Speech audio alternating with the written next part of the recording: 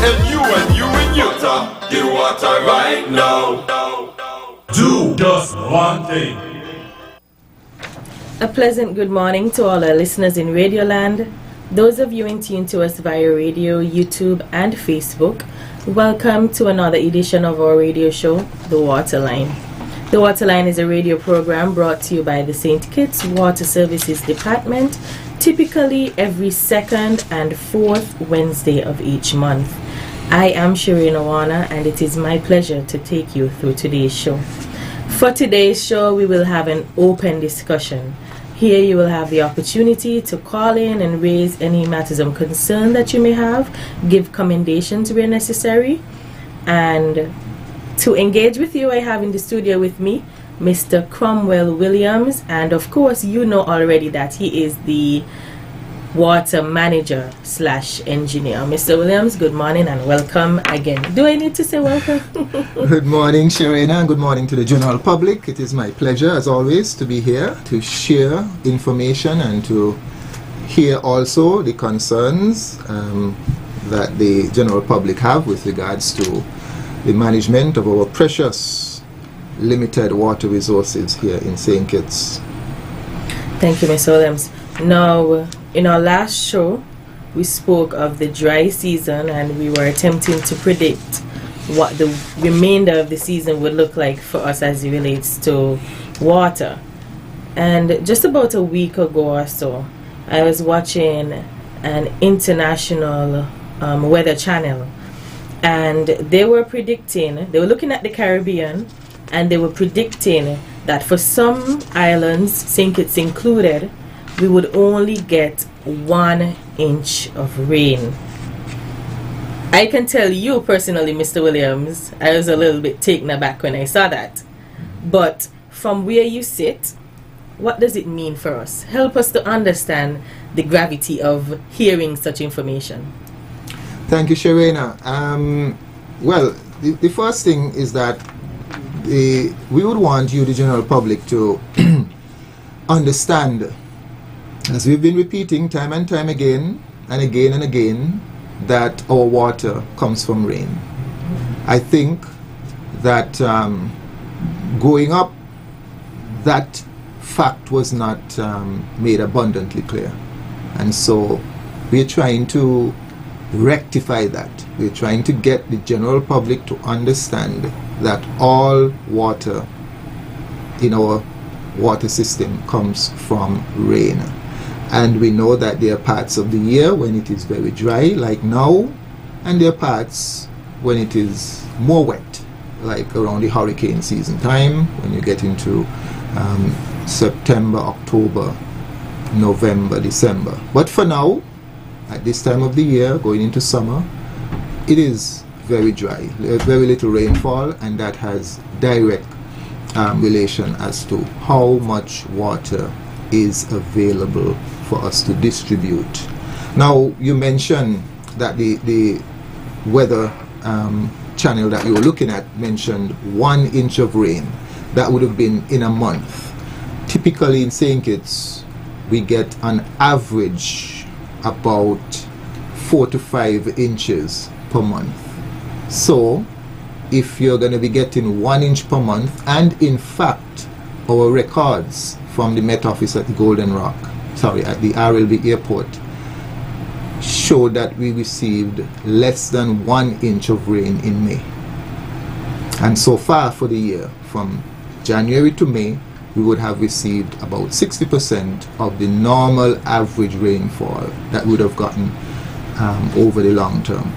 So, short, we are in a drought. Now, I've said to my co-workers, and I'm saying to you, the public, if you are accustomed of making $100 and your employer decide time's hard, we have to give you a salary cut by 40%. So instead of $100, you're going to get $60. You cannot continue to spend as normal. The same thing, if we are having reduced rainfall at this time, we don't know how long it's going to last, but as it is today, we are experiencing a significant reduction in the rainfall. That is a significant reduction in the amount of water that is available for distribution. We cannot continue to use water as normal. And I have a lot more to say about that, because in St. Kitts, everyone assumes that the problem with the water scarcity is that we don't have enough water. But that is only half of it. The other half is that the problem with water scarcity in St. Kitts is how we are wasting almost half, or about half, of the water that we are producing. And that is the elephant in the room. No one, as of now, is really championing that aspect of the problem. That it is not about how many desalination plants we can build, how many wells we can drill, how many more catchments some people say we need to build, whatever that means, which is erroneous, by the way.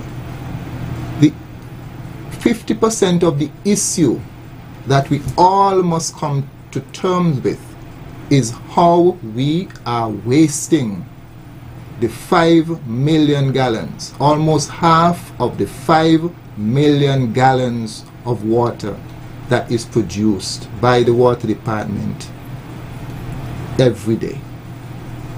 Okay, so that is a discussion that we all must talk about. Well, how are we going to stop wasting approximately 20-something% of that water or more that is being wasted every day? Okay, Mr. Williams, I want to start where you ended, or pull your leg a little bit where you ended. What can be done to minimize these losses? What can the department do, or just consumers? Right. So yesterday I printed out a copy of my my water bill and did a quick calculation based on the number of persons in my household, and I am using about 20 gallons per person per day, or each person in my household is using on average 20 gallons. I want everyone in the public to remember these numbers. 20 gallons per person per day. Now, 5 million gallons divided by 40,000 people, 5 million gallons every day divided by 40,000 persons is equal to 125 gallons per person per day. 125. That is how much water we are producing. Sometimes more in the dry season, in the wet season, sorry. But on average, 125 gallons per person per day. Now, all of that water doesn't go to our homes for domestic use. We have to take out what goes to industry. Industries like the brewery, we have institutions, workplaces, the Ross University, the hotels, the bottling plants, and all those things. So even if we say half of that water, let's say 2.5 million gallons per day is going to domestic, our households, 50% is going to our households. That still is equal to 62.5 gallons per person per day that we are producing. 62.5 gallons per person per day, average. Now, if I am using 20 gallons out of that 62, it says that technically we should have enough water. The problem is that some persons are using, instead of that 62 that is allotted to them, they're using 3 times that, 5 times that.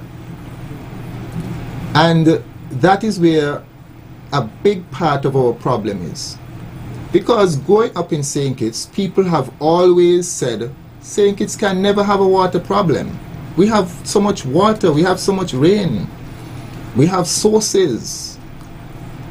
Even when you speak with persons from Keyon, they said Keyon should not have a water problem because we have a source. We have the Green Hill source.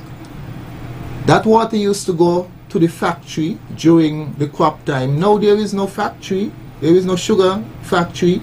So where's that water? How come we have a water problem? But people are not looking at the numbers. Yes, Keyon has a source, but how much water comes out of that source? How much people live in Keyon in 2023 compared to 1970 or 1980 or 2000 or 2010? Every year we are adding houses and houses and houses to the distribution system. Every single day persons come up to the water department to apply for a water connection. When I was growing up in Atlas Village, how many persons in Atlas Village had a water connection compared to now? Back in the 70s, 80s, 90s, compared to now. Persons are not taking cognizance of the fact that our water demand, our water network has expanded and is expanding every single day. Yet persons expect that a water source such as Green Hill or Wingfield or Stonefoot or Franklands or Lodge or Phillips, a water source, persons are referring to what they knew back in the 1970s or 80s, and they expect that same source, let's say Green Hill source, which gives an average of let's say 500,000 gallons per day. Not so much. Maybe about 300 or so thousand gallons per day. Yes, back then that was adequate and maybe even had some extra.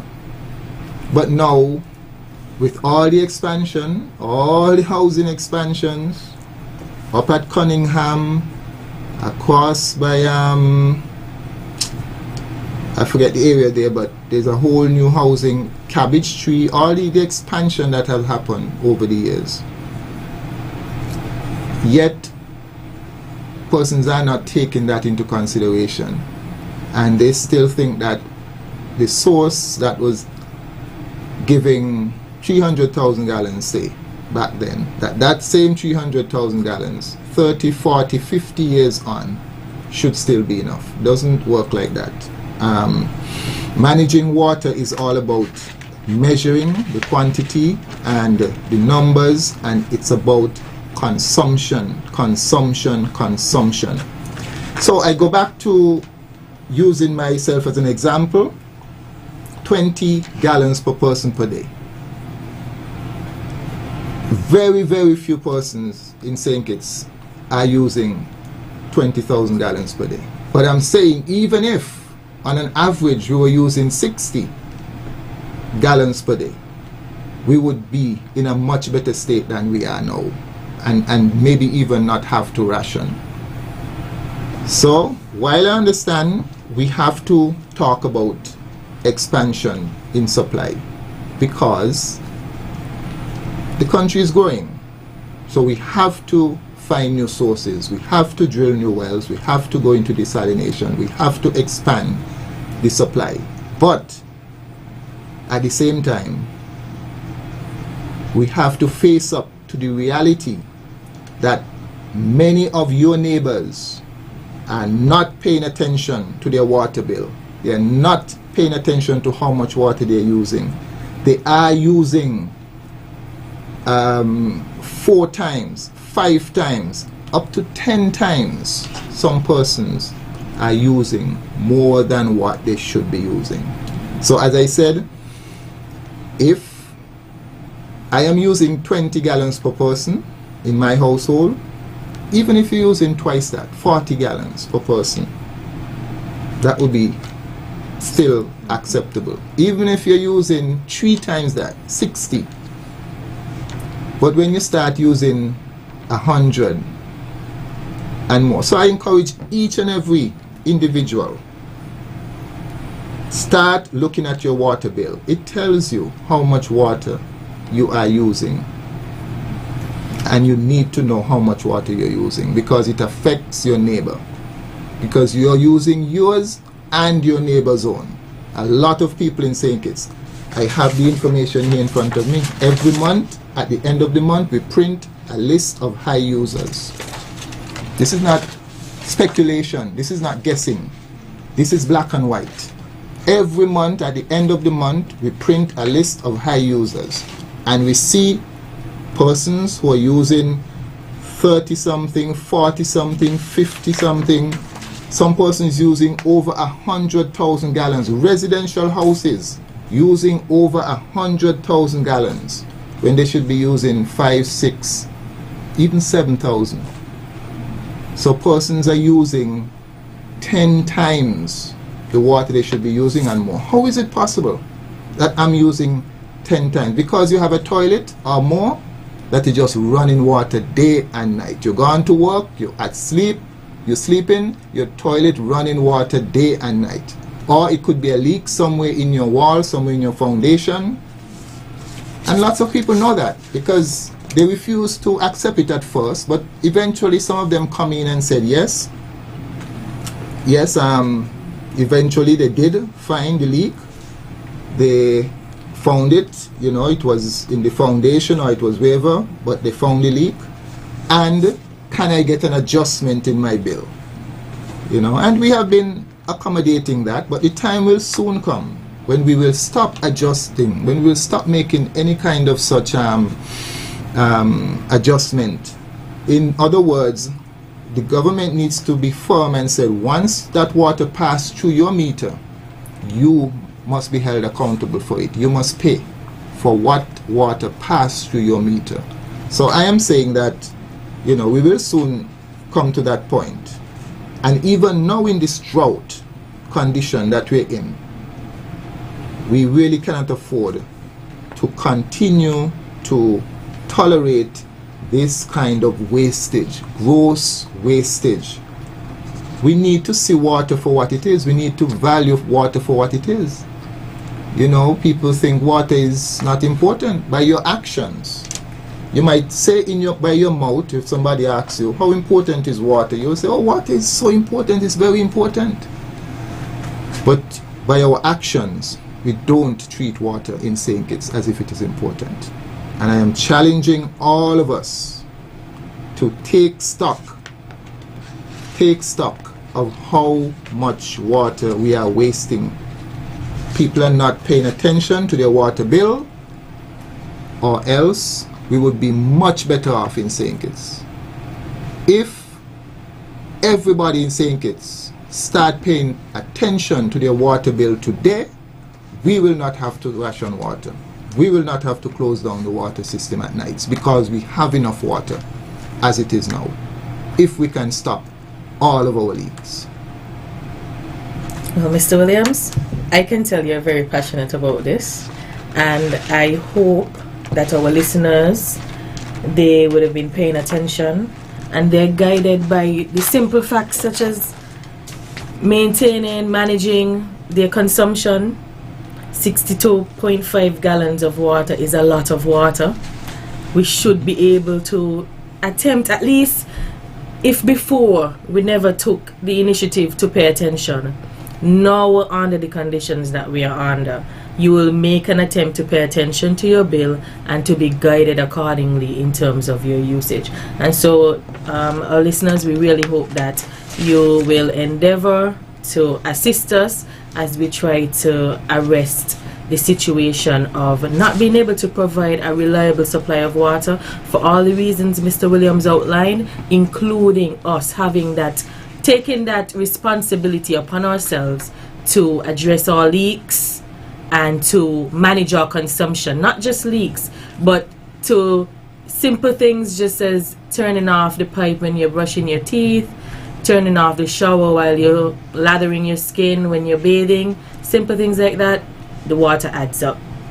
Now, Mr. Williams, we spent quite a bit of time expounding on that. Let's go to the lines and see if we have any callers. Good morning, caller. Welcome to the water line. Yeah, good morning, GQ Diploma. and Mr. William, the waterman, and the lady, the water lady. Good morning. Morning. Now, one of the first place since I was a little boy, and even before I was born, anyhow that reservoir up Lagreet, it has many chambers. Anyhow that reservoir full, water would come out and run down to the north of the agriculture department and come down there by ZZ, go through the cemetery, and it runs all day until it stops. So up there is number one place that wastes water. And I don't know if you all plug up the pipe or direct the water somewhere else. And over Frigate Bay, anywhere over Frigate Bay, especially where the golf course is down on the flat, a well can be dug over there, because I am the one who had the sand when they were building those, when we were digging out those ponds. And we didn't have to turn away in water in there. The water come up out the hut, full them up.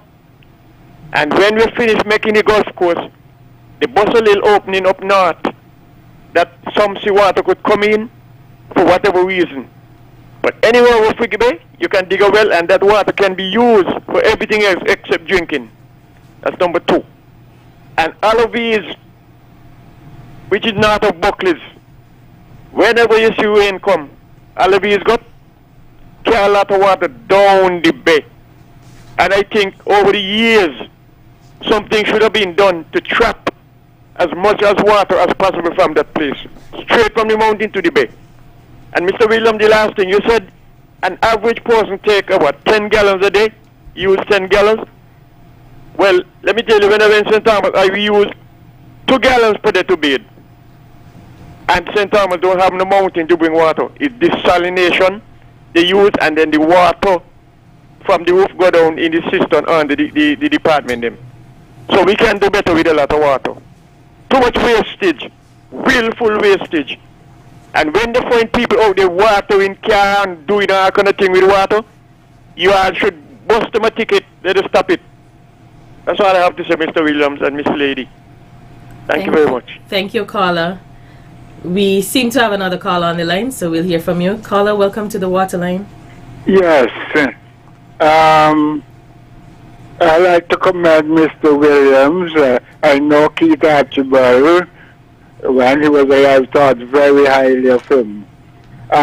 People got to understand that although we have sources, if rainfall is not coming, those sources will not be replenished, so they have to take that into account.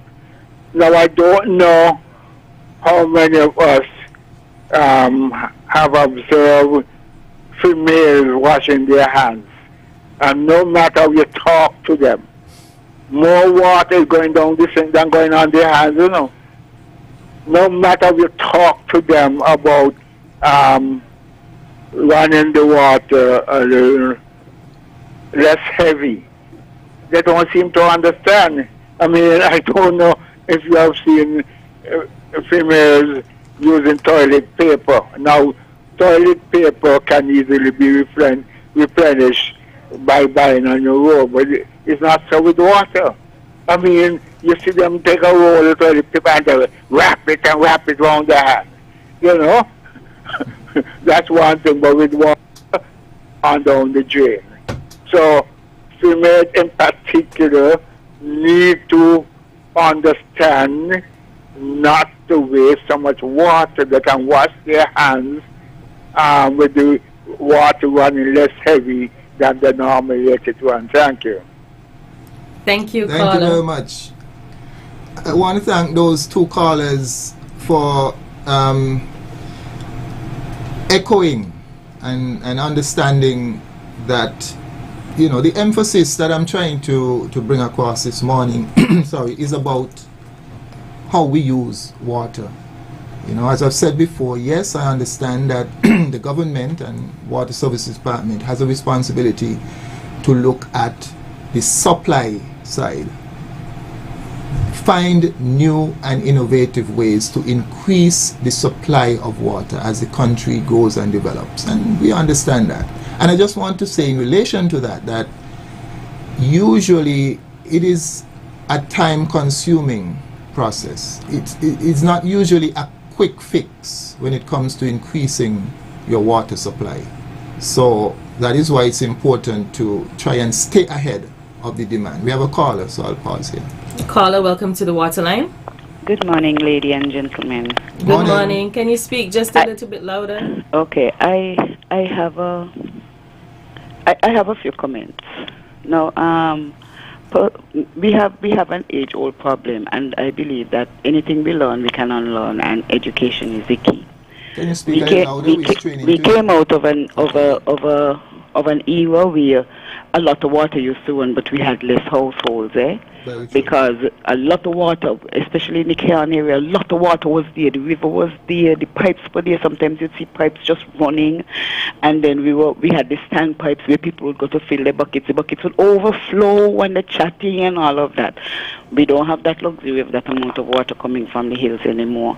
And yes, I think we could have been a little more proactive. When I say we, I mean the powers that govern, the powers that be over the years, could have been a little more proactive in that we would probably get a dam built up, encourage people to put down cisterns, because we used to have quite an abundance of rainfall. We don't have cisterns. We need to implement that these days. Anybody who is building these days, they should be encouraged to put a cistern in the house. For those of us who have lived in islands like St. Thomas and St. Croix and Anguilla especially, we would know how precious water is. You could use 1 cup of water in Anguilla to bathe the whole of you, if no rain falling and if you can't afford to buy water from the truck.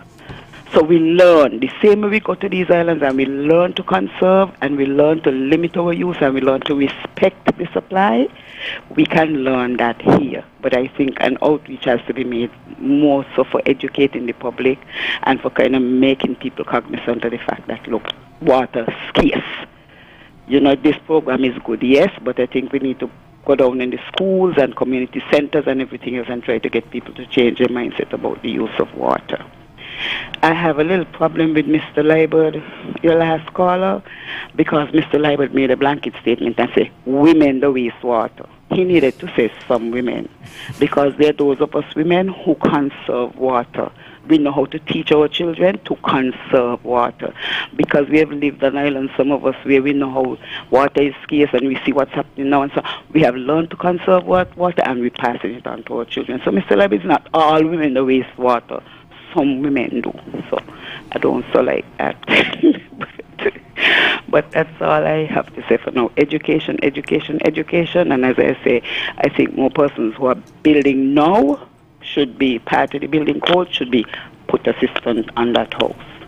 Thank you very much. Thank you so much, Carla. Mr. Williams, I think if nothing else, what these calls are cementing is that the message is getting out. And at least we know that we have a few, if not a lot, we have a few water champions. And so the goal is to build them, grow more and more water champions. So we are on our way. I think we have a few more callers on the line, so we'll go to the line. Caller, welcome to the Waterline. Howdy. I'm calling. The last caller mentioned system. I wanted to mention this thing for years. And I think that every new building that goes up in St. Kitts must have a system. In Statia, we know the value of a system. We have running water also, but when there is a main break, people who have systems, they just smile because they just hook up the pump and they have water. So if every household had a system in St. Kitts, that would solve St. Kitts water problem. So thank you very much. Thank you, caller. Think we have another caller on the line. We'll hear from that caller as well. We seem to have lost that caller.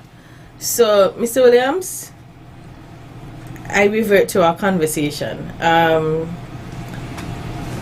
It seems as though we can say we have a few persons who understand the challenge, who understand the importance of managing your consumption, handling your leaks in a timely fashion, and all of that.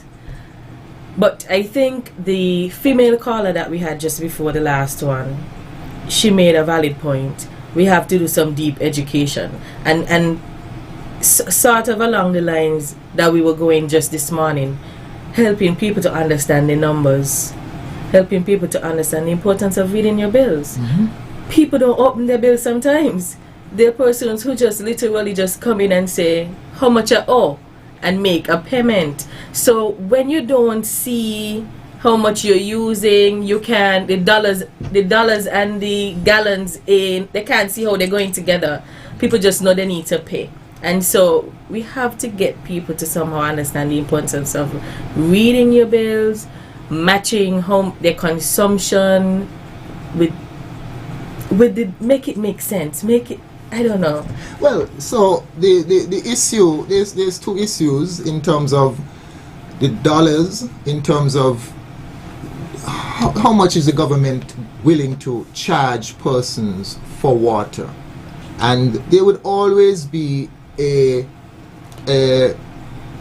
cry that water is a basic necessity for health and sanitation, so it should always be cheap. I don't have much of an issue with that. But that does not mean, but the issue with that is that if you continue, the government continue to make water cheap for everyone, then we will never be able to produce enough. Because people are just going to waste it. People who are rich, making money, will turn on the sprinkler and they just use the water. So you down there and they sprinkling water in your grass and your flowers and your yard looking nice because you can afford to pay $100 at the end of the month. But as a result of you using 30,000 gallons per month, most of that outside of your house and your landscaping, other people in another area can't get water for their basic needs. So the government has to price the water such that it makes sense, as it becomes a deterrent in terms of how you use the water and how you waste it. Right? I'm not saying you can't afford to have your swimming pool and your well-landscaped grounds, but then maybe if you get a bill for $500 or $1,000 instead of $50 or $100, that might help you to decide, okay, you know what, I need to put spouting on my roof and catch that water for a cistern to do my irrigation. And that would mean that more water is left back in the system, our distribution system, to help other persons who need water for basic sanitation. Well, Mr. Williams, you know, I've had a conversation with somebody who is purporting that increasing the water tariff might be the ideal deterrent. And you would have suggested the same thing in terms of persons who are less likely to afford if it is increased.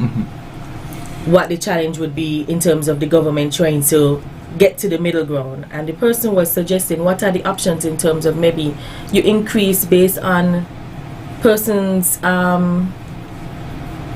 where they fall on the income ladder. Income? Yeah. Well, okay. Usually it's not so much in terms of how much you earn, but it's how much you use.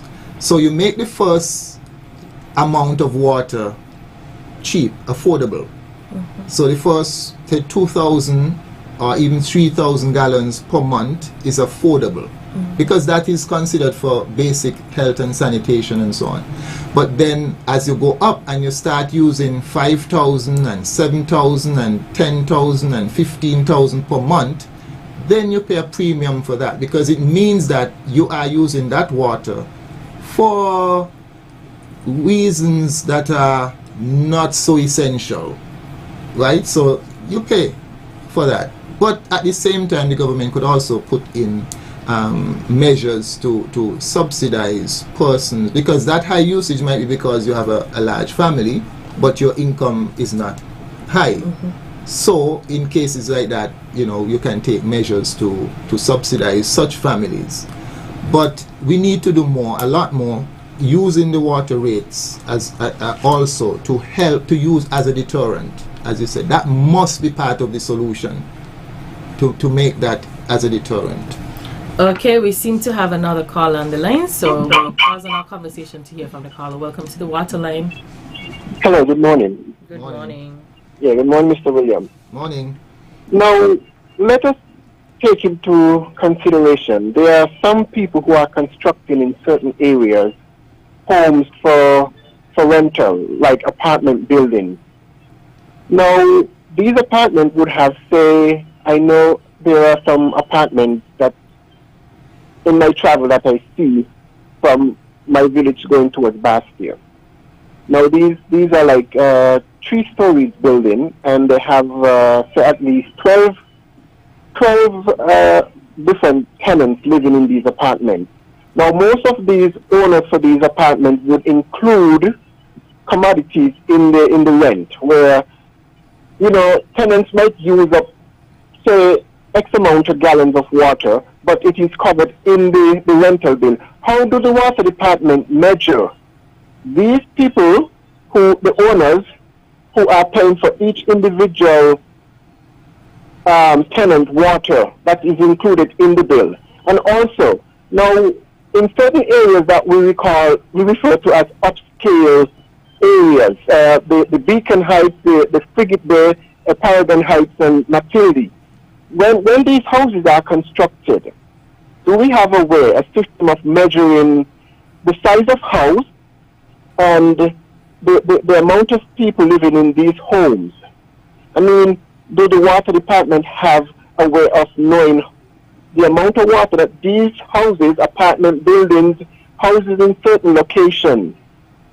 How do the water department measure how they charge the usage of water in these areas? Because I think what we need to look at is that there has been an increase of people building homes for rental, for you know, we have the Ross students are here, the Windsor students, and they are incorporating in the monthly payment everything, utility, water and electricity is in their payment, the monthly payment.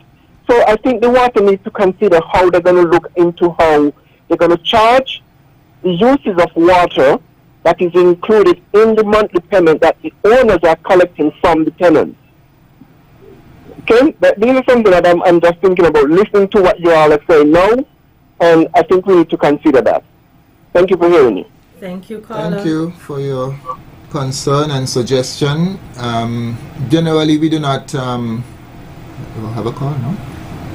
We have another call? We have another call, Mr. Williams. We'll pause and then respond to both of them after. Caller, welcome to the Waterline. Yeah, good morning, Father. How are you? Good, thanks. Fine, thank Morning. you. Yes, in speaking to Father God, because I'm at his sound of his voice, he start to him. He said, your biggest problem, I don't read the Bible and understand it. When he give you water in the rainy season, your biggest problem, I have enough reservoir bill to contain the water that I get, and that is your biggest problem. You need to set up a system like a battery system where you got one tank, another tank, straight to like wire up on board. Okay, look at Nyungo, where there's so much water. And a one tank down here till now. Nyungo should have got in at least 4 tanks. Sempa should have got in 4. Just build the reservoirs, them and stop all the fuckery.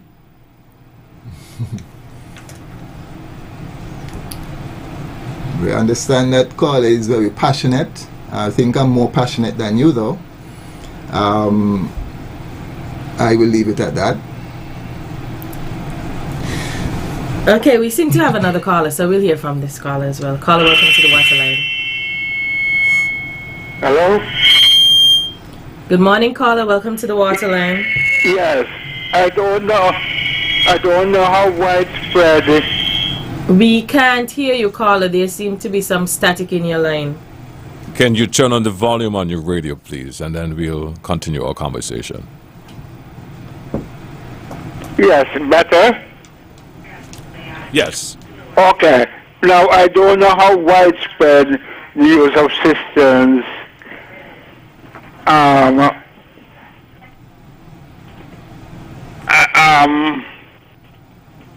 is in vogue now in St. Kitts, what you are St. Kitts, but Nevis has had the use of cisterns for years and years. And in Frigate Bay development, when houses were being built, they had to build cisterns too. but I don't know how widespread that is.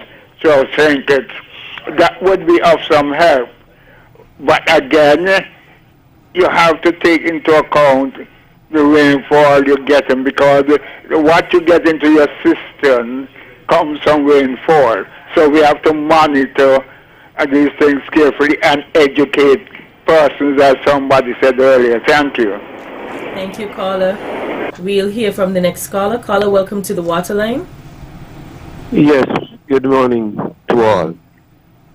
I just have some questions, just out of curiosity. One, you're drilling in the Brighton areas right now, yes. I think. Yes. And my question in relation to that, how do you know where to drill? That's one question. The other one, where is the rainfall recorded? Is one single place the rainfall is recorded?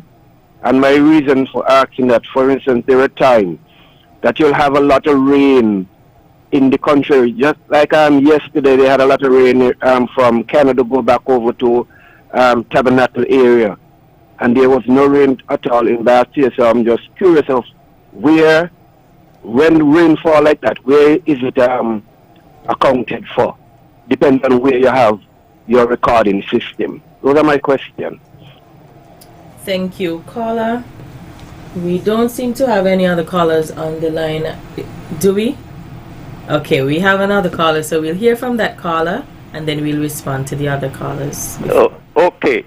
I have a suggestion, and this suggestion is, I think all farmers should have a water tank, whether it is elevated or below ground level. And also, the country needs to have more than one water catchment. That water trucks can take water from those catchments and sell them to the farmers at a very, very low price. And they will have water to water their plants all over the place, rather than have all the water going to the sea, and everybody has to depend on the main source, which is the government source. That's my idea for them. That's all I have to say. Thank you very much. Thank you, caller. We seem to have one more caller, Mr. Williams. Okay. We'll hear from that caller. Yeah, caller, good morning. Welcome to the Waterline. Good morning. Good morning. A while ago I heard Mr. Congress say something about 5,000 gallons, 10,000 gallons, 15,000 gallons. But at the same time, if you suppose you have a family of 6, so I would like to know from you, Mr. Conwell, on average, how much water would that family be using on a monthly basis? If that is okay with you, I would just like to know that so that I can have an idea of what we are doing and how we are doing it. Thank you very much. Thank you, caller. Mr. Williams, we have quite a bit of questions to respond to. Let me just, that last caller wanted to get an idea as to how much water should I be using. Well, it varies significantly. So there is a word called average. Typically, or on an average, as I said, you should aim to use between maybe even 30 to 40 gallons per person per day. Now that is still a lot of water. As I said, because I am always conscious of how precious water is, I look at my toilets every day to make sure they're not leaking and so on. In my household, we use about 20 gallons per person per day. 20. So typically though, we bill on a monthly basis. So let's talk per month, because you get a bill every month. Let's talk per month. On average, you should aim to use about 1,000 gallons each person in your house per month. So if 3 of you live in a house, when you get your bill, it should be about 3,000 gallons. That would cost about maybe $20-something, not even $30, maybe $28 or so. So water is affordable. The problem is some persons have a household of 3, 4, When they get their bill, they say $100 and something, and they say, but water is not cheap. I get in a bill for $100 and something, and it's only 3 or 4 of us living. You know why? Because you're losing a lot of water. Check your toilets. Check to see if there is some leak somewhere in your house. And that is what happens to a lot of persons. They are getting a bill, and they are paying, but some are not paying, but you're paying a lot more money than you should be paying for water because you are wasting sometimes half of the water that comes through the meter into your house. Check your toilets. So on average, about 1,000 gallons in that ballpark, about 1,000 gallons per person per month. If 5 of you live in the house, you should be using about 5,000 gallons. You should be getting a bill for about 5,000 gallons. It could be more, it could be less. If you practice good conservation, it could be less. It depends on how much, where you live, what kind of landscaping you have outside your house, and so on, because that can affect significantly your water consumption at the end of the day. There are a number of other questions that were raised, and I just want to, the person who asked about the rainfall, yes, for now, I am using the figures from the RLB airport. I recognize that that might not be reflective of the entire island, because Bastia area is the south of the island is typically drier than the north of the island. The Newton Ground, St. Paul's area gets more rain. But on an average, still, it's a small island. So the data from the RLB is usually typical or a reflection on an average, on an annual basis of the overall rainfall pattern. But yes, I understand that. Now, the person also asks, we're drilling in Keyon, how did we determine where to drill? The study of water in the ground, hydrogeology, hydro for water, geology for earth, is a fairly complex science, but it is one that is critical to us here in St. Kitts, because as most persons know by now, much more than 2/3 of our water comes from groundwater, from the ground. So the study of water from rain going into the earth, moving through the earth, very slow process through the rocks and the pores and the fractures in the rocks, water moves in the ground. The study of that is a very relevant science to us. So we depend on hydrogeologists. They use various modern equipment to help to identify areas where they think we will get the best yielding wells. It is something we have been doing since in the 70s, and it is something that we will continue to do. And there's a lot more that could be said about that. Now, one of the more frequent response we hear from callers is build more tanks. The person who was very passionate said, we are not listening to God. He is listening to God, and we are not listening to God. And God said that we must build more tanks and catch the water when it's raining. If we build a lot more bigger tanks, he said Newton Ground have the same tank and da-da-da. Well, if it was that easy, it would have been done. It is not practical. It is not the way. Matter of fact, because St. Kitts soil is so porous, we don't have any rivers that flow straight to the sea year round. Go to Dominica, go to St. Lucia, go to many other islands. Where is the river that is flowing? When it rains heavily, the Keyon River and a couple others will flow to the sea for a day or two, maybe. What happened to the other 300 plus days in the year? So that water is going into the ground. Common sense, not even science, common sense. The water is going somewhere. When it rains in the mountain, it doesn't even rain down here in the lowlands sometimes, but it's raining in the mountain. Where's all that water going? Into the ground. And that is why we drill wells, because the water is in the ground. It is not stagnant in the ground. It is in the ground, and it is moving very slowly through the rocks, through the cracks and crevices and pores of the rocks. The water is flowing from the mountain to the sea. The water actually discharges into the ocean underneath the sea. And that is why we are able to try and identify where is the best areas to intercept that water as it is moving on the ground through the earth. And so we are able to extract that water through the drilling of wells. So the problem is not that we need to build more tanks to catch the water in the rainy season, and we will have it like now in the dry season. Again, for the zillionth time, that idea is total rubbish. You can consider it as if we do have the tanks. Some countries have reservoirs on the surface. We have what is called a groundwater reservoir. Our reservoir is underneath our feet. The water is in the earth.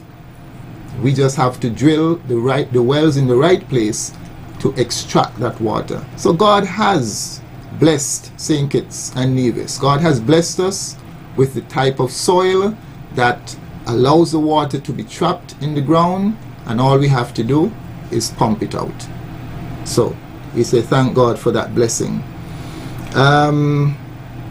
So as we continue to drill new wells and be able to extract more water, and as we also go into desalination, we understand we will expand our reservoir storage capacity. As it is today, the reservoirs are empty. We don't have no water to put in them. So the problem is not lack of storage. The problem is lack of water. So I will pause there for now. Just before we wrap up, Mr. Williams, you had a question about rentals. The caller was asking about persons building in more quote-unquote affluent areas, developments, and so we changing tariff for them. We price or charge the water based on the use of the water. So once the water is domestic, meaning once it is being used for household purpose, as opposed to non-domestic, which might be commercial, which would be like a restaurant or a hotel or business office place, etc. So there are two main categories: domestic and non-domestic. So it doesn't matter if you have an apartment building, once that is residential. So we don't get into, put it this way, we don't get into your business whether or not you are renting or you own the place. As long as it's a residential use of the water, we charge domestic. And finally, Mr. Williams, one caller asked about overflow. I think we would have addressed something like that in several other shows. Well, that's ancient history. Everyone know that back in the day, there would be times when the Lagreed Reservoir would overflow. And that is because the main source of water for the Lagreed Reservoir, well, back then anyway, was the Wingfield River. In times of heavy rainfall, lots of water will come in from Wingfield. The reservoir will overflow. It still can happen if we have a hurricane. It will happen for a short while. But as I said, for the other 360 days of the year, the reservoir is practically empty. If you go up there today, the Lagreed Reservoir is practically empty because the demand for water has far outstripped the supply capacity of the Wingfield River, Franklin's River, Stonefort River, even the wells in the Bastille Valley that we have that are pumping water into that reservoir. The reservoir still can't even be full or more than half most days of the year, because so fast as the water go in, much more is being drawn off. by all the people with the leaking toilets. Which brings me back to what I want to emphasize on, as I said, is not so much supply. We understand supply is something that is always a work in progress. But we need to turn the spotlight. When it comes to water management in St. Kitts Nevis, we need to turn the spotlight on the other side of the coin. Consumption, wastage. We are wasting almost half the water that the water department is capturing and putting into the pipelines. Almost half of it is going to waste. And if we can stop doing that, we don't even need to talk so much about desalination plants and drilling new wells and so on. The lowest hanging fruit here is stop wasting the water that is being produced. But nobody is going to bother with me because it doesn't cost them anything. Well, Mr. Williams, on that note, we'll wrap up our show. We've actually clocked a full hour, so we leave the rest of our conversation for another time for sure when we return. And so I'll use this opportunity to remind our listeners that if you have any inquiries, you can continue to contact us at 467-1005 or 467-1447, or you can send us an email at water.services@gov.kn. And to report faults, questions about interruptions in your supply or rationing schedules, anything of that nature, you can call us at 465-8000. And for those sorts of calls, faults, interruption in your supply, the rationing schedules, you will reach us at the hotline. That's 465-8000, and that hotline service operates 24/7. We want to thank you all of our listeners for choosing to join us this morning on the Waterline. Thanks to those of you who actually called in and engaged in meaningful discourse, whether you wanted to ask a question, raise a concern, or just to give a commendation. We want to thank you for propelling us to continue our duty to not just be a service provider, but to be a quality service provider. As we sign off, we hope that you would be with us again for our next edition of The Waterline on Wednesday, 28th June. Yes, before we go, I just want to mention that, Sharina, I understand that this might be your last program with us, and I would want to publicly express thanks on behalf of myself and the entire ministry, Public Infrastructure, for the period of time that you have been hosting this program, and you have, in so doing, given invaluable service to the development of water in St. Kitts, and I just want to wish you all the best in whatever your future endeavors. Thank you. Thank you, Mr. Williams. And that brings us to the end of our show for today. Water is life. Water is life.